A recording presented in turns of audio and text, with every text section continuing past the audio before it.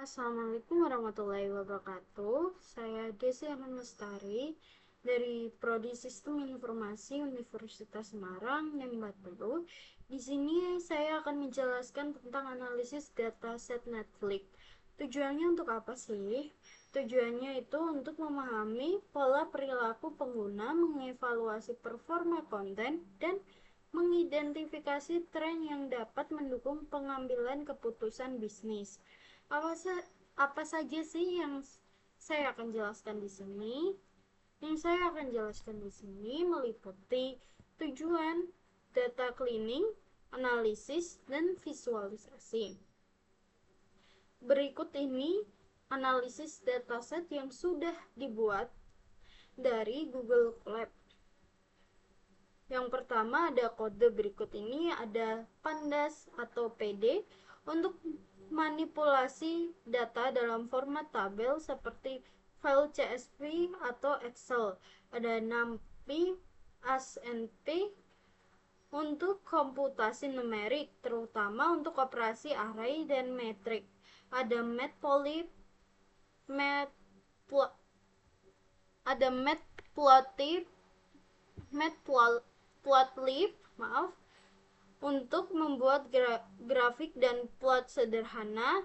Ada Seaborn untuk membuat visualisasi modul Google Colab untuk mengakses Google Drive.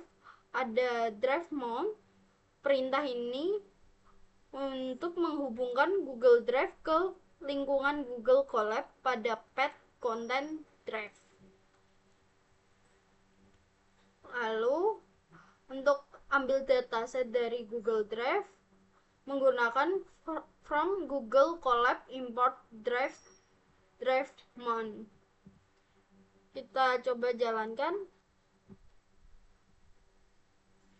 Di sini akan sedikit agak lama karena sedang akan dihubungkan ke Google Drive kita. Setelah dijalankan, nanti akan ada muncul untuk memberikan izin akses ke Google Drive kita, dan semua file yang ada di Google Drive dapat diakses dari Colab dengan jalur yang dimulai dari Content Drive dan My Drive. Seperti ini, kita sambungkan ke Google Drive.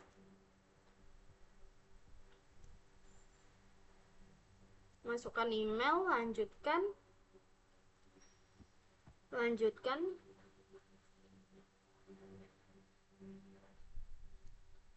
Tunggu sampai ada checklist di sebelah sini. Sudah ada Mountain and Content Drive. Berikut ini selanjutnya untuk melakukan eksplorasi dataset dari Google Drive dengan menggunakan DF PD Read CSV. Untuk filenya ada di My Drive yang namanya Netflix 1. Kita coba jalankan. Sudah checklist, sudah terhubung. Lalu untuk melihat tipe data yang digunakan ada di DF dengan DFT types. Kita jalankan. Menghasilkan objek. Kenapa objek? Karena datasetnya berupa teks. Lalu untuk menampilkan jumlah baris dan kolom pada dataset, kita DF shape. Untuk barisnya ada 8790 dan kolomnya ada 10. DF head 100 itu untuk menampilkan 100 baris teratas yang terdapat pada dataset. Lalu DF tail 100 menampilkan 100 baris terakhir yang terdapat pada dataset. Berikut ini barisnya. Untuk menampilkan kolom, kita menggunakan DF kolom. Ada show ID, title, dan lain-lain. Berikut ini untuk mengubah date ke date time. Sudah checklist. Lalu untuk melihat apakah date sudah terganti dari objek ke datetime, kita menggunakan df type. Bisa dilihat date sudah terganti menjadi datetime 64ns. Lalu setelah itu kita akan menganalisis data konten tab distribusi dari antara movie dan TV show. Berikut ini kodenya. Ini akan menampilkan dua chart, yaitu batang dan pie chart.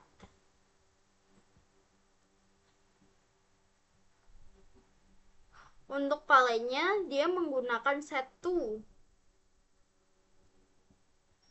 dengan ukuran 14 kali 6 inci, dan hasilnya untuk distribusi kontennya terbanyak ada di movie dengan jumlah lebih dari 6.000. Presentasinya juga ada di movie dengan presentase 70%. Berikutnya kita akan menganalisis frekuensi rating dari movie dan TV show. Berikut ini adalah kodenya. Kita menggunakan palet Viridis. Kenapa kita menggunakan palet Viridis? Palet Viridis ini sering menjadi pilihan default dalam banyak library visualisasi seperti Matplotlib karena bersifat inklusif, estetis, dan memberikan kontras warna yang baik untuk berbagai jenis grafik. Di sini akan menghasilkan dua chart, yaitu batang dan pie. Untuk hasilnya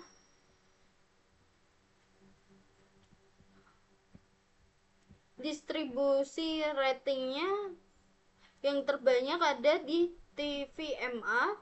Untuk frekuensinya lebih dari 3.000. Untuk presentasinya TVMA sebesar 38%. Lanjut, kita akan menampilkan top 10 negara yang kontennya paling populer. Berikut ini kodenya. Untuk size-nya kita menggunakan di 12 kali 6 inci. Palanya juga menggunakan Viridis. Hasilnya berikut ini. Top 10 negara yang paling banyak ada US dengan frekuensi lebih dari 3.000.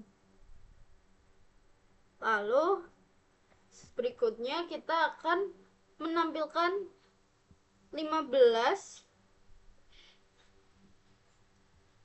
sutradara dengan judul terpopuler.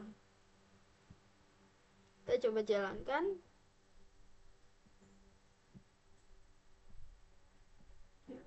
Berikut hasilnya. Kita juga menggunakan palet Viridis. Hasilnya ada di Rajiv Cilaka dengan direktor 20.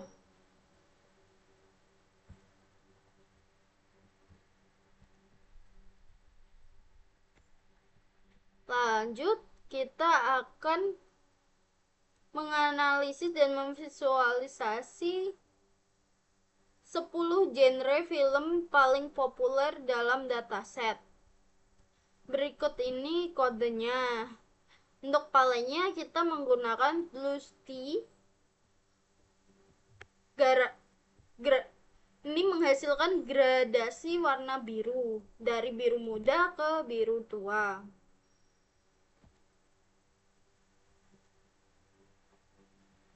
Hasilnya untuk yang paling populer kita ada genre drama international movie dan dokumenter.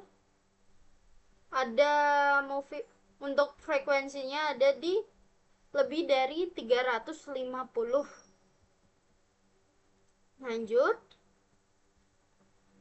kita akan mengekstrak tahun dan bulan dari kolom date dalam dataset.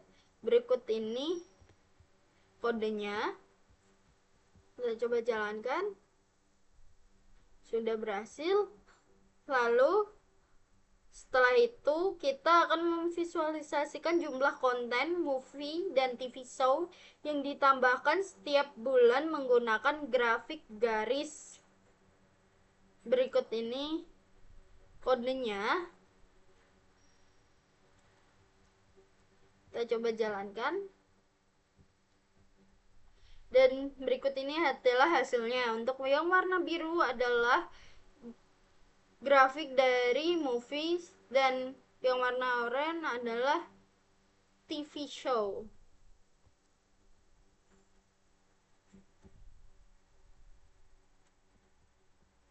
Lanjut, kita akan memvisualisasikan jumlah konten yang dirilis setiap tahun menggunakan grafik garis. Berikut adalah hasilnya. Tren jumlah konten yang ditambahkan setiap tahun dengan garis terpisah untuk movies dan TV show.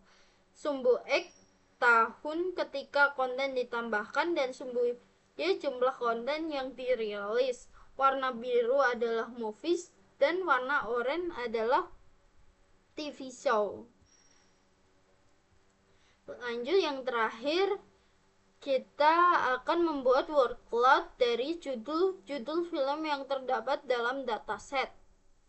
Apa sih itu word cloud? Word cloud adalah representasi visual dari kata-kata yang menunjukkan frekuensinya, di mana kata-kata yang sering muncul akan ditampilkan lebih besar. Kita coba jalankan.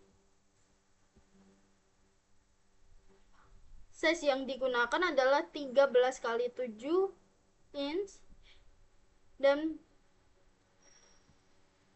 berikut adalah hasilnya. Yang paling tebal adalah genre yang sering muncul. Judul-judul yang sering muncul. Paling tebal ada love, movie, dan Christmas.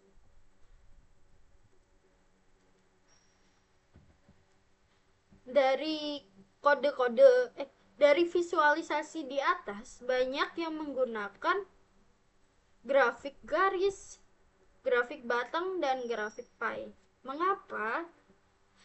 Grafik garis digunakan untuk menunjukkan tren atau perubahan data seiring waktu. Sedangkan grafik batang itu untuk membandingkan kategori dan atau jumlah dalam satu titik waktu, seperti perbandingan jumlah konten berdasarkan genre atau kontribusi negara. Sedangkan grafik pie cocok untuk menunjukkan proporsi atau presentasi dari keseluruhan. Misalnya untuk melihat distribusi genre konten. Kesimpulan dari analisis tersebut adalah mengungkapkan bahwa film mendominasi jumlah konten dibandingkan acara TV dengan rating populer seperti TV MA dan TV 14 yang mencerminkan fokus pada segmen audiens tertentu. Negara seperti US dan India menjadi kontributor utama konten. Sementara genre seperti drama dan film internasional serta sutradara terkenal seperti Rajiv Chilaka menunjukkan popularitas tinggi. Tren penambahan konten bulanan dan tahunan menunjukkan pola perilisan strategis yang didukung visualisasi seperti bar plot dan word cloud. Pengembangan lebih lanjut dapat mencakup analisis audiens, prediksi tren penambahan konten, analisis sentimen judul, hingga perbandingan strategi dengan platform streaming lain untuk mendukung keputusan bisnis berbasis data. Terima kasih. Sekian presentasi analisis dataset Netflix. Assalamualaikum warahmatullahi wabarakatuh.